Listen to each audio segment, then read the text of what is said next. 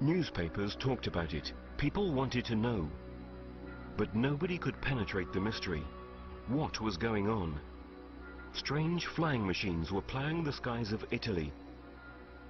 It was the 50s.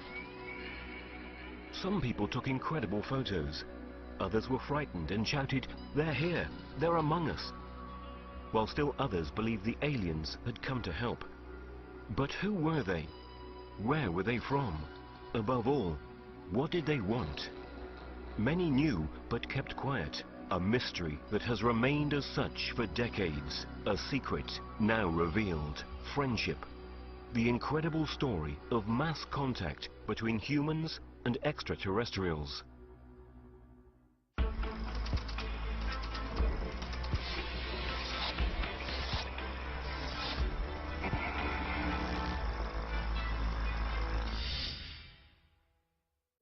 Until recently, the phenomenon of contactism, or the deliberate encounter repeated over time between men and evolved extraterrestrial entities, was believed to involve only a few chosen individuals, or contactees. Many of them went down in history. George Adamski, Howard Menger, Eugenio Siragusa, just to name a few. All of them faithfully abided by this cliché. But in 2007, something happened that would change the cards on the table. Stefano Breccia, an engineer from Marche living in Abruzzo, published some startling papers that seemed to reveal the story of repeated direct encounters between more than 100 people and extraterrestrial beings living in numerous secret bases on our planet. The main figure of the event told by Breccia is the writer Bruno Sammachicha. The case is said to have taken place mainly in and around Pescara. It would all begin in 1956 and would last for many years. The film clips and photographs that have emerged so far are of considerable interest, but even more extraordinary are the testimonies of the individuals involved. Everyone called this story Friendship, and that is the name that has come down to us today. Thanks to Stefano Breccia's courage, one of the most awe-inspiring sagas in ufology has come to light. It wasn't an easy decision to decide to make it known. It all started from an idea by Bruno Sammachicha. He'd been thinking about writing down his experiences and then asked me to be the one to do it, and so I was at his house for a month to record his stories. Then I put everything together. Besides granting his dear friend's wishes, Breccia had set himself another objective. One reason is to hope that it might work as bait to encourage other people in the group to come forward. Gaspare De Lama and his wife Mirella are among those still alive today who were involved in the friendship events and who accepted Breccia's invitation to come forward. They now live on the shores of Lake Como. Gaspare admired Stefano's courage to expose himself so directly, despite being a well-known figure in science and academia. He had no hesitation about exposing himself, and I admired him for that.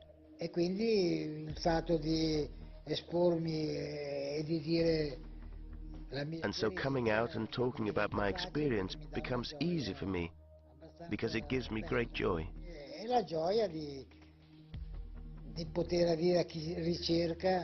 The joy of being able to tell people something that can help them understand more, or make their doubts grow or disappear, or strengthen their belief. Gaspare De Lama became a fan of ufology in the late 40s and, together with his wife, sought a path to greater awareness.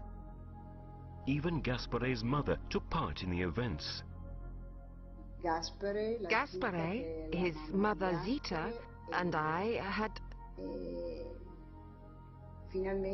finally achieved our goal, which was to get to know them. We were hoping for an experience with teachers who could help us improve. In the friendship story, Samachiccia called the beings by the name of W56. They weren't a single race, but a group of extraterrestrial beings coming from different parts of the universe. Although they looked like humans, there were considerable differences in height, which ranged from 1 to 6 meters. The first encounter took place in April 1956. Bruno Samachiccia was there, along with his two friends, Giancarlo and Giulio. Bruno said that an old friend had given him this parchment because Bruno collected antiques, and while looking at it, they noticed it was a map of the castle above Ascoli Piceno at Roccapiglia. It seemed to be a kind of treasure map, so they decided to go and take a look at the area. They went there more than once without ever finding anything in particular, until one night when they came across these people. At a certain point, these two came out from a path that runs around the castle, introduced themselves and started to talk. One of them was particularly short, about 1 meter in height, and the other extremely tall, 2.5 meters, something like that. As for the rest, they looked like normal people. But what happened in that encounter? According to the eyewitnesses, the two aliens spoke perfect Italian. The thing that immediately struck them was the strong sense of love that emanated from these beings. The information they gave to Bruno, Giancarlo and Giulio was awesome, to say the least. They said that Earth had been created for a positive purpose, and that man was turning everything into evil. That the morality level of humans was much lower than their own. They explained that this is a very critical moment in human history. Atomic weapons are capable of destroying the planet in a matter of minutes, a tremendous risk that could come to pass because of our low moral sense.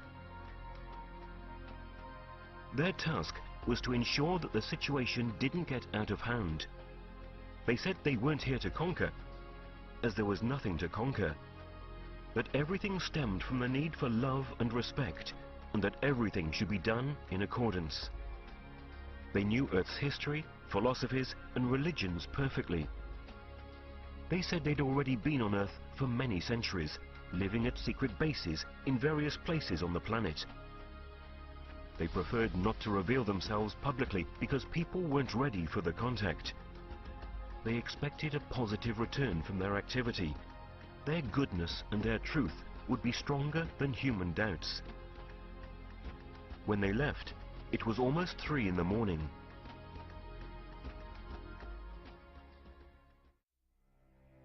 The extraordinary experience of friendship began at that very moment.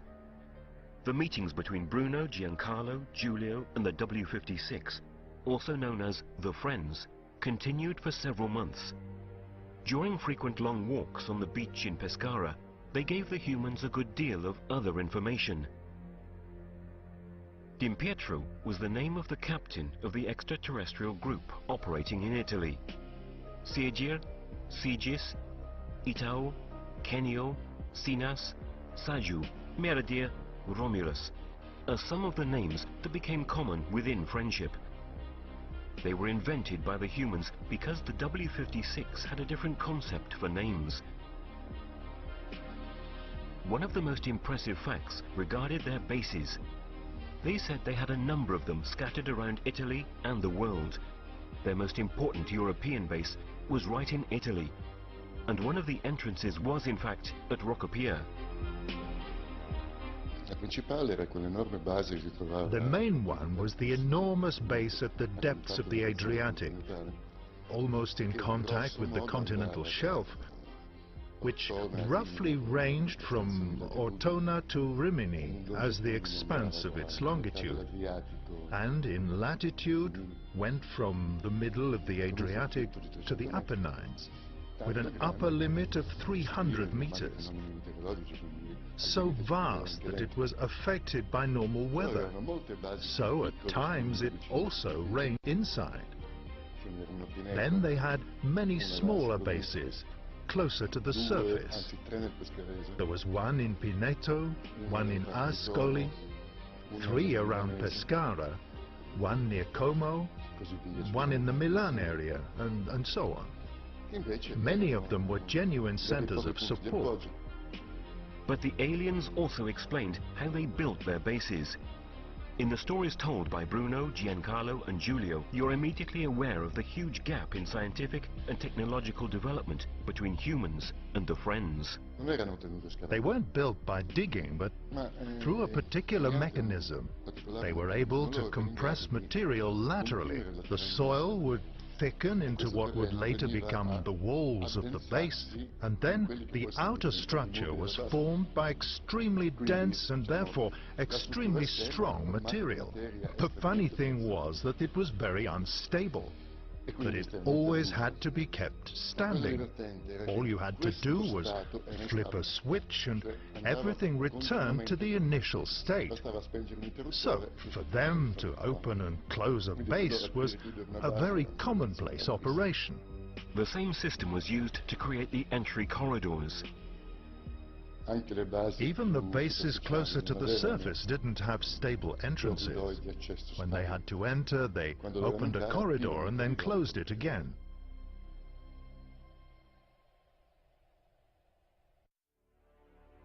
Aside from the facts related to friendship, the presence of secret extraterrestrial bases on our planet is a subject that scholars have long been aware of. Just as there have been numerous cases of contact throughout the world, like the one the American policeman named Herbert Schirmer described, which occurred in Ashland, Nebraska on December the 3rd, 1967. The experience took place in the United States to the policeman Schirmer, who had a close encounter of the third kind with UFO entities and was allowed on board one of these UFOs. In the course of this encounter with these beings, they told him several things.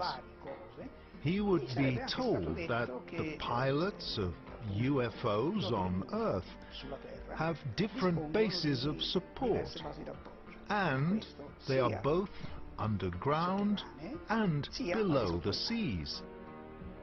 In the case of friendship, Bruno Samicizia was the leader, the main reference point.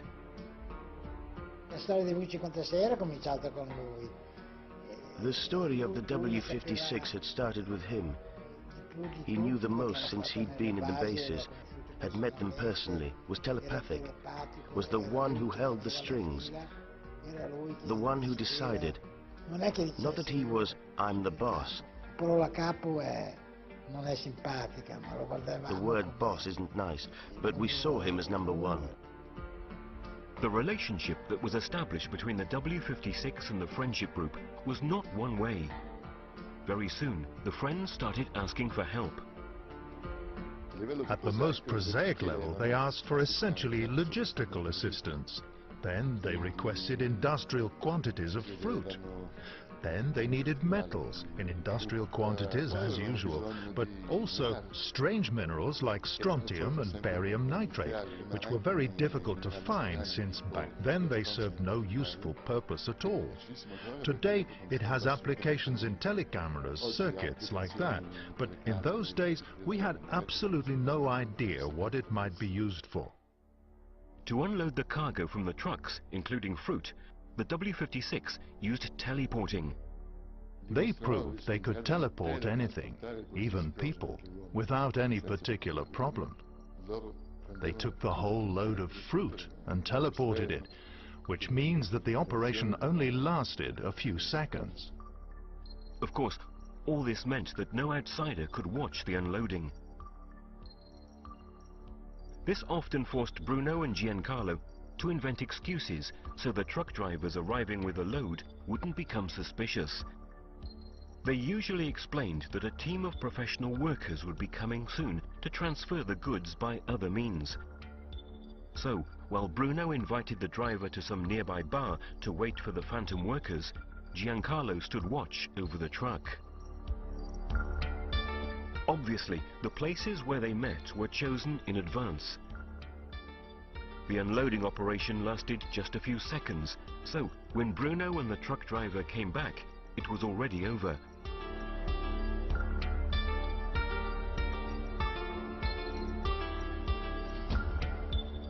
The truck driver was always impressed by the speed and cleanliness of the work.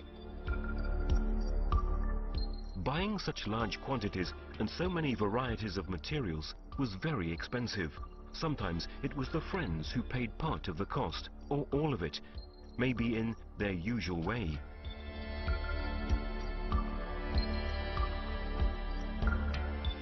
But most of the time it wasn't like that, which created more than a few problems. Essentially, the vast majority of the expenses were paid by Bruno. In other words, he took the trouble of paying, the others took part if and when they could. Throughout this story, definitely out of the ordinary, it seems even more absurd that despite their astonishing technological capabilities, the W-56 needed help to get food or other materials. Not to mention the money that materialized out of nowhere. Of course, they could get whatever they wanted without the slightest problem. As I said, their technology was advanced. In my opinion, putting on this little show served to keep the sense of cohesion tight. In fact, the friends explained that to be able to operate among us, humans had to express their goodwill in a concrete way too. They said, "Help us to help you." Lots of people who were part of the friendship story saw W-56 flying saucers. These sightings were almost always by appointment. The W-56 indicated the place, date and time, so the humans were able to get organized with film equipment.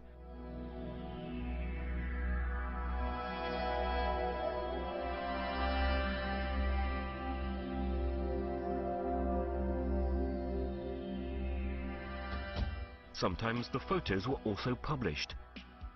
The series of a flying saucer over Milan, photographed by Gaspare de Lama, ended up in Domenica del Corriere in the second issue of April 1962. The sighting had taken place at the end of February of the same year. The eyewitnesses were Gaspare de Lama, Bruno Samaciccia and journalist Bruno Gibaudi, at the time author of numerous articles on UFOs, and one of the first journalists to seriously address the issue. When we were on my balcony in Piazza Giulio Cesare in Milan, when that saucer was photographed, that's why he later wrote the article in the Domenica del Corriere. Besides Bruno, he was present too. Obviously, only now, after the revelations of Professor Breccia and Gaspare de Lama, can we know what really revolved around that seemingly chance occurrence. But how much weight should we give to these claims? Gaspare still remembers one of the sightings perfectly. It happened in the countryside of Treno near Milan. There are still excellent quality photos and a film clip more deteriorated because of the decades that have passed. The W-56 asked Gaspare himself to choose the place.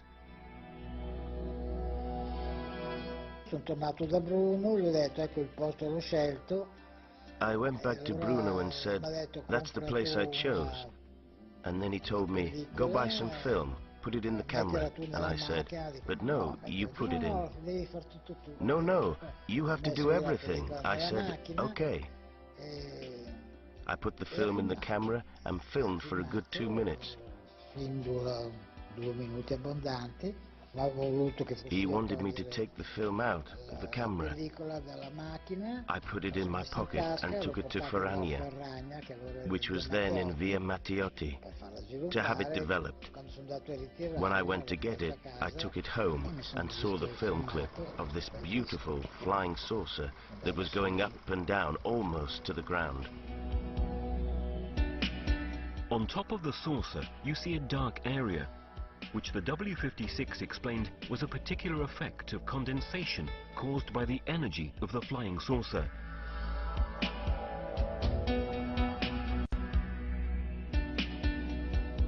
some of the photos of the series taken in the Treno countryside were lost, but those that remain would provide evidence of the incredible sighting experienced by Gaspare de Lama and Bruno Samaciccia. While returning to Milan, the saucer followed them for a stretch, and Samaciccia took one more shot, the last of the 12 exposures on the roll. Bruno took a photo of the same flying saucer, which had apparently reappeared there to follow us or to give us a last farewell. The particular phenomenon of condensation does not appear in this shot. This important series of documents was analyzed to evaluate any possible falsification. Back then, digital technologies didn't exist, so it was very difficult to produce high-quality forgeries. I accurately and specifically analyzed the photographic material concerning the friendship case.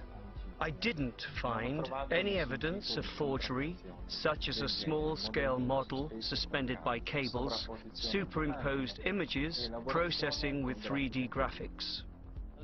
From the images of the analyses that were made, I can confirm that the object was quite large. We're talking roughly 4 to 5 meters around, and this also agrees with the testimonies of the people I spoke with, and the object is precisely inserted into this context of lights, shadows. Therefore, it is perfectly placed in its environmental context. As part of the friendship case, an enormous amount of photographic material and film clips about flying saucers was produced. Much has been distributed indiscriminately, much has been lost, and even stolen, and much more is still locked in the drawers of other unknown participants who don't want to make themselves known. However, there's enough material available to give us an idea of just how incredible the events would have been. All the material that is known to date is thanks to Gaspare de Lama and Stefano Breccia. In the friendship case, there were literally hundreds of photos, videos, audio recordings, and that's about it, since technology ended there at the time. Over time, friendship would involve other people who took part in this incredible experience in various ways. Everybody had the opportunity to see the phenomena, and many had the chance to personally meet the W56. The number and kinds of individuals involved, in Italy alone, would be considerable. I have a file where there are the names of, I think, 120 people who were involved in this story in some way. Those are the people I'm aware of, but who knows how many others there are that I don't know about. The people involved in friendship came from all walks of life. There was a cross-section of normal society.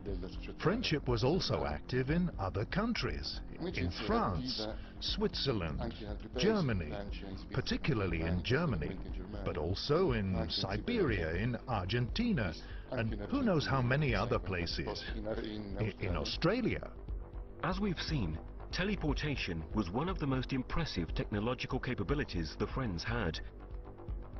This system was used to materialize and dematerialize objects of various sorts, and even slips of paper with the written answers to questions asked by those who were present at the meetings. Their technology is infinite. There were so many things I saw. The ones I remember the most were the teleports.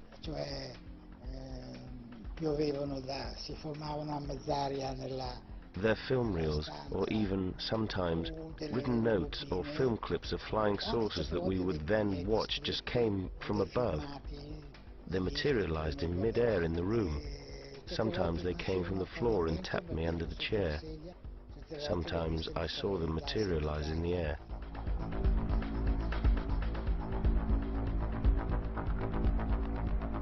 Along with teleportation, some of the most frequent phenomena were communications between the Friends and the humans through normal radios. This was also done their way. Their technology was virtually indistinguishable from magic.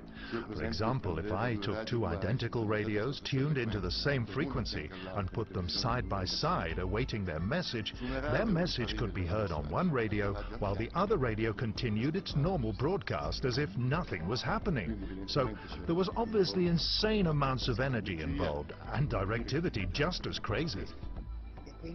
So I bought myself one of those transistor radios. Bruno told me to put it there on the cabinet. In 5 minutes, they'll prepare it for you.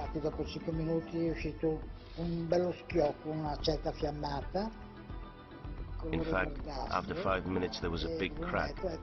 A sort of greenish flame came out, and Bruno said, "There, now it's ready."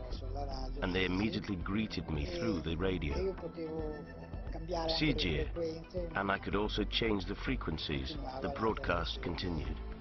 Some of these communications were also recorded with the reel-to-reel devices existing then. Gaspare still owns some of the tapes. For the first time after so many years, the voice of the W56 is made public. Cari amici, cari figlioli, siate certi di noi, poiché nessuno tra noi vacillerà. Voi siate uniti, uniti, uniti e sopportate le vostre debolezze reciproche, lottando e migliorando come uomini e come nostri cari amici. Il nostro mondo per voi cari non è facile a capire. Questo è naturale, ma con l'affetto e la fiducia potrete ugualmente stare vicino ai nostri cuori aperti a voi e comprenderci di più. Un abbraccio fatto di caldo affetto e di pura amicizia dal vostro Sigir. Radios weren't the only communication tools used. Sometimes the friends would also insert themselves into normal television programs. I remember once there was a film, and it was interrupted and their sources were seen flying, while in the background their voices, maybe only greeting us that time. A fourth witness of the extraordinary events of friendship who accepted Breccia's invitation to speak is the professor of design Paolo Di Girolamo. His experience was very brief. He met the friendship group only a couple of times. Always a ufology enthusiast, Di Girolamo knew Consul Alberto Perego and journalist Bruno Ghibaldi personally. And it was precisely the latter to put him in touch with Bruno Samaciccia in Pescara. Paolo had with him a letter he'd written for the W56.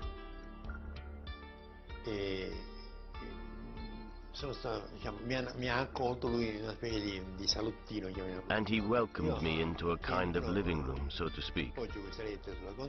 I enter, I lay this letter on the console, and I sit down on the sofa. At one point, Bruno Samaciccia says, "We should be getting some news, let's see." He takes this radio and turns it on. The radio was playing music, and then we hear a piercing whistle. Really a very loud hissing sound. I hear Sigie here. "Hello, Paolo. Be honest with us all. Be honest with us all. Be honest with us all." 3 times. Then another voice says, "Let's get the goods." Now, the goods, in my opinion, had to be a big parcel Samaciccia had taken, all lined in black and placed on top of the television set. A very loud crackle, a real blinding purple flash, just like that, and then there was nothing. After this event, which leaves Paolo speechless, the group goes out into the street. And when they come back inside, Paolo realizes that his letter which he'd left on the table, was gone. For a moment, they talk about who might have taken it, but nobody understands. Samachicha's wife also denies touching it. At that point, Bruno urges everyone to go out into the street again.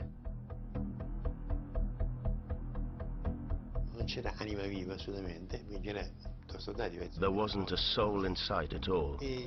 Around midnight, or something like that. At a certain point, I feel something falls on my head. A little piece of paper all folded up. It was a scorched envelope. Open, and it was the letter I'd left on the console. To make the phenomena possible, or to amplify them, including telepathy, which they made wide use of, the W56 used devices that were called nuclei. They could be placed in objects, in rooms, or even in the bodies of living creatures, including people. Questi nuclei erano per loro These nuclei were a necessary thing for them. Like if I want to receive a phone call from you, I need to have a phone at my house. Bruno had a German shepherd named Dick. The friends told Bruno that the dog would play an important role in the contacts and in certain operations that called for the help of the humans. He would become a sort of amplifying antenna. So they asked Samachicha to bring the dog to the seaside.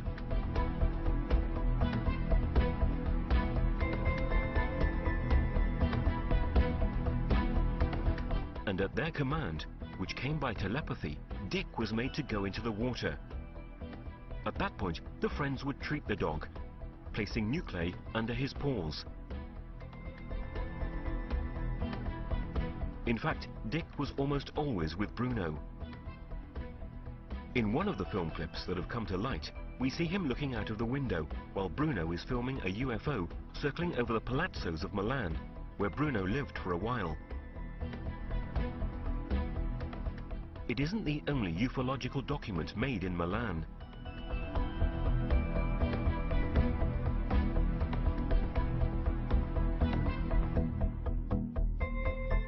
One of the more controversial pieces of information that the W56 gave to their human friends concerned a conflict with an artificial race called Weros, but which Samachicha renamed with the term CTR, which was the contraction of the word contraries.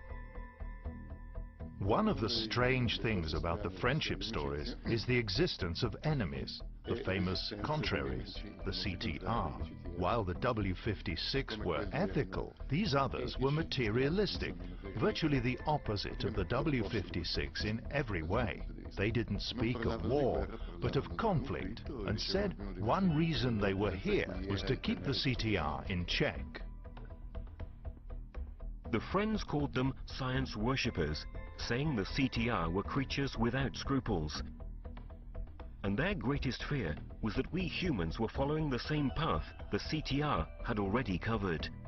For the W56, the feelings of friendship, affection, love and harmony that they were creating between themselves and the human group, just as it is among human beings, were not just defining the quality of relationships. For them, cohesion, friendship, loyalty, and things like that are not abstract concepts, but rather a living entity that they call Ureda. This living entity is fostered precisely by the sense of loyalty and was contrasted by an alter ego that was called Reda, which was essentially the opposite. E a loro questa energia serviva come, And for them, this energy served as a sort of fuel, let's say, a driving force for some of their means of defense, or anyway for their tools. The defense instruments Gaspare talks about, the friends explained, were also important for the conflict they had with the CTR. They explained that friendship, which Ureda originated from, was so important that if the group hadn't kept the harmony high, or if the group was even dismembered, they themselves would have fallen victims of the CTR, who might well have destroyed their bases. But this wasn't the only reason to be friends. The W56 said that love, in its most unselfish sense, as well as ethics, respect, and altruism, should guide every thought and every action. They said these values were essential to ensure a safe and healthy evolutionary progress. A lesson that humanity had to put into practice if it wanted to avoid the risk of terrible self-destruction. The mere thought of doing harm was inconceivable to the W56, and the sense of ethics, morality, pervaded their every action, their every gesture, their every thought. Even their technology, their machines, were consciously impregnated with it. A concept that for us is unimaginable. They said they were incapable of causing harm to anyone. They said that even their very devices would refuse to harm anyone. Ethics permeated everything about them, to the point that they would refuse. Indeed, they said that if they weren't able to avoid harming someone, then in that case they would self-destruct. It wasn't by chance that the journalist Bruno Ghibaldi was with De Lama and Samaciccia during the sighting published by Domenica del Corriere. Ghibaldi was extremely involved in friendship and experienced everything there was to be tried, including the personal encounters with the W56. Stefano Breccia also knew him. He remembers very well how he joined the group. At the time, Ghibaldi had a program on television about making model aircraft. Giancarlo had seen it by chance, and he liked this person. He asked for Bruno's permission, and Bruno agreed. As a result, Ghibaldi was brought to Milan to meet Bruno, and starting from then also became a part of the circle. The presence of the journalist was important because he could indirectly publicize a lot of the information that was given by the friends. He was a journalist who could help the case by writing about it, while we didn't have any connections like this. He had acquaintances in the field of journalism and television that we didn't have. The pictures that Ghibaldi took of a UFO over Monte Mario in Rome attracted the attention of Cesare Zavattini. The famous filmmaker interviewed him and put the piece in a documentary film entitled The Mysteries of Rome. The words of Ghibaldi emphasized what the W56 had said was one of their main tasks on our planet: the control of the nuclear armaments belonging to the superpowers, in the fear that man might make the terrible choice of using them, unleashing a total war. In fact, this is one of the key themes of the entire story of worldwide contactism. Adamski, Siragusa, Menja, and many other contactees received the same kind of message from extraterrestrials. And the W56 actually intervened with their UFOs and their technology, but with previously trained terrestrial operators, to stop a situation that seemed it might lead to something irreparable. The incident occurred in 1967. So an operation managed by human beings was launched, which was designed to disable all nuclear warheads in the Soviet Union and in the United States, in the face of a situation that seemed risky, that might degenerate from one minute to the next. There are books written by officers of the US Air Force, by now retired, which tell the story of how their battery of Minuteman missiles had been rendered inactive by flying saucers revolved in the area. One of the books referred to by engineer Breccia was written by Robert Salas and James Klotz.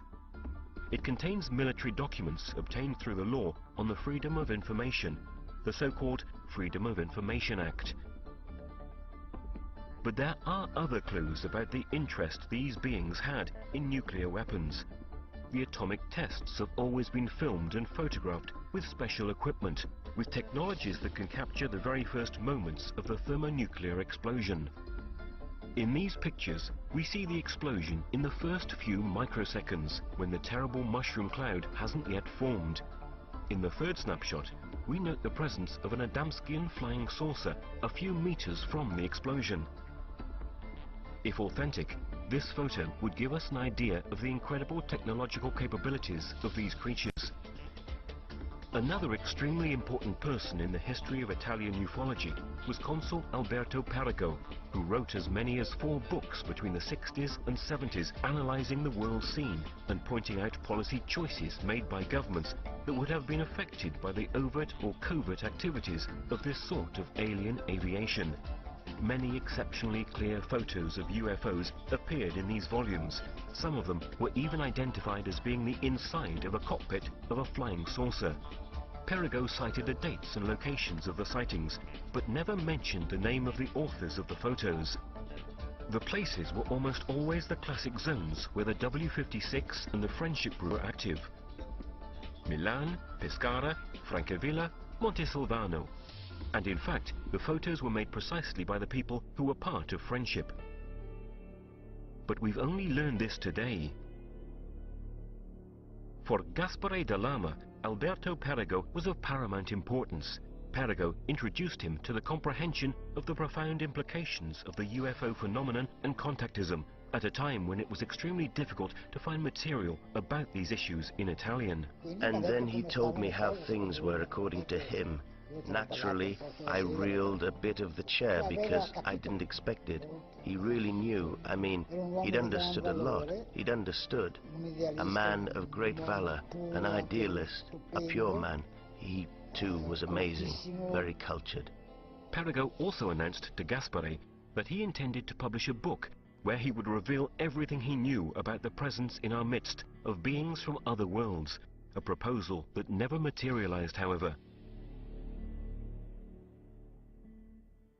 Among the correspondence that Gaspare has kept are letters written by Consul Perego himself. In one of these, among other things, he talks about his intention to publish the book, I'll Tell All. Other statements made in this excerpt of the letter are also very interesting. Dear, I imagine you've guessed my bitter experience of recent years. For the revelation of the new reality, I'd bet on 2 men who have disappeared from the scene, John 23 and Kennedy. As is well known, Kennedy died 5 days before my report went into circulation. As you've seen, everyone keeps quiet or pretends not to know. In 1965, I hope to publish I'll Tell All, but I believe I've already said a good deal. I'm sending you with best wishes, the most affectionate remembrance, Alberto Perego.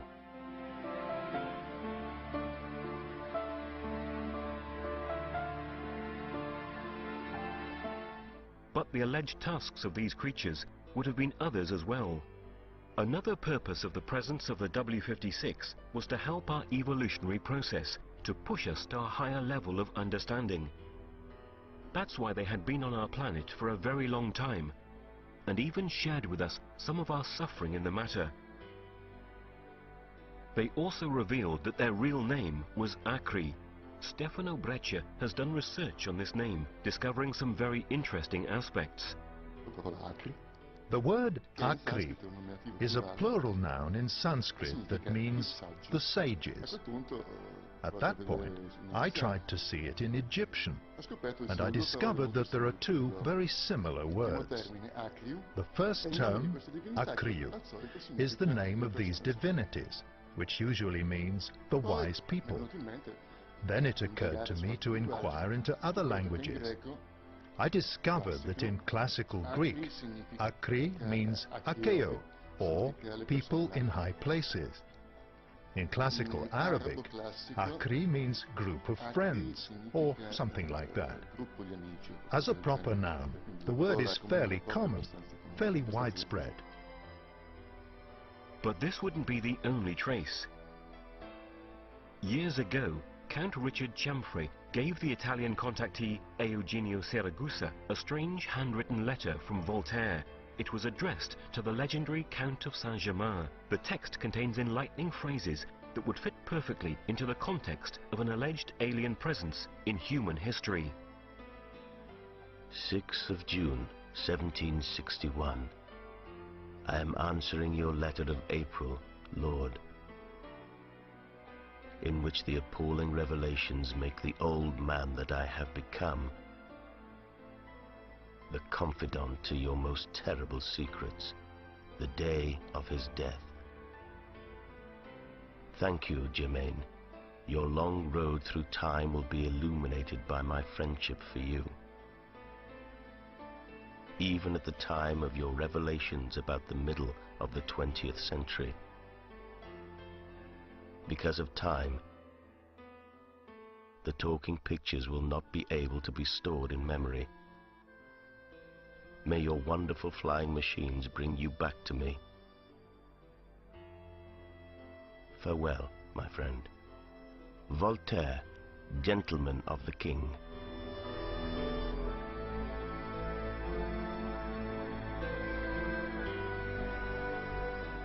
What were the talking pictures that Voltaire refers to? And your wonderful flying machines? What had Voltaire seen? Who was the legendary Count of Saint-Germain really?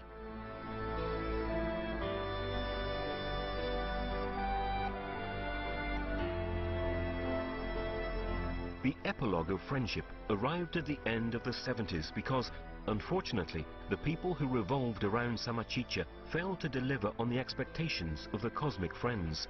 The group gradually and irreversibly fell apart. The Ureda disappeared and the fears of the W56 seemed to come true.